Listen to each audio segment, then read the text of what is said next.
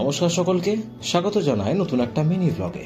গরমের দাপট ফের শুরু হতে চলেছে, সেটা তোমরা বুঝতেই পারছো। কিছুক্ষণ আগে খবর পেলাম এক বন্ধুর বাড়িতে আজ সত্যনারায়ণের পুজো আছে, তাই ভাবলাম এই পুজোর মুহূর্তটা তোমাদের সঙ্গে একটু ভাগ করে নিই।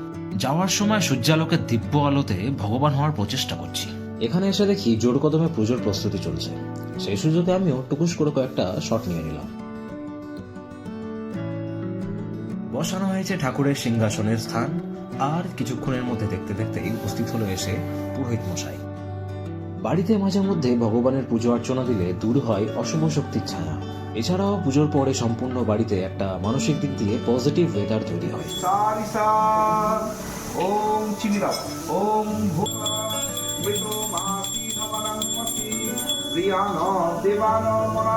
বেশ একটা গম্ভীর ভাবে পুজো হচ্ছে, আর পুজোর মাঝে আমরা দুজন কি যে করছি কে জানে।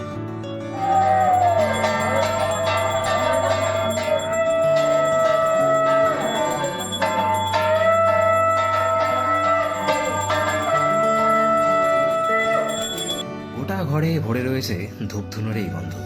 আর সত্যি কথা বলতে অনেকের মতোই এই গন্ধটা আমার কাছে খুব প্রিয়।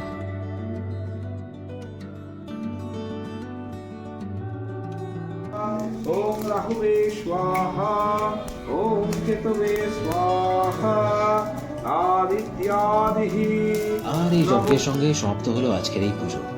দেখা হবে তোমাদের সঙ্গে অন্য কোনো একটা মিনি ব্লগে। টাটা।